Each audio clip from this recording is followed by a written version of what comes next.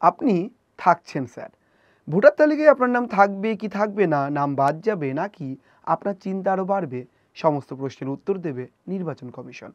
কিন্তু পশ্চিমবঙ্গের ভোটার তালিকায় কার নাম থাকবে কি থাকবে না সেই বিতর্কের আবহেই বারবার উঠে এসছে অবৈধ অনুপ্রবেশকারীদের কথা। কোথাও কোথাও কেউ কেউ সরব হয়েছেন রোহিঙ্গা ইস্যুতেও। কিন্তু এখানেই প্রশ্ন উঠছে অন্যত্র।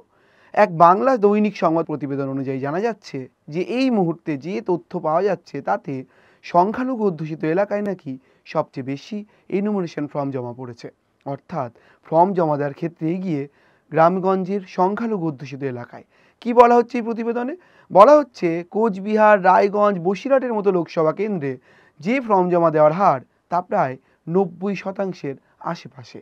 আবার মালদহ, মুর্শিদাবাদের মতো এলাকাতেও প্রায় 88% আশেপাশে পড়েছে এনুমারেশন ফর্ম। আর এই ফর্ম জমা দেওয়ার ক্ষেত্রে অনেকটাই এগিয়ে পূর্ব বর্ধমান, বাঁকুড়ার মতো লালমাটির একাধিক জেলা। অর্থাৎ প্রত্যন্ত এলাকা, সংখ্যালঘু অধ্যুষিত এলাকা, সেই সমস্ত এলাকায় এনুমারেশন ফর্ম জমা দেওয়ার হার কিন্তু অনেকের থেকেই অনেকটাই এগিয়ে।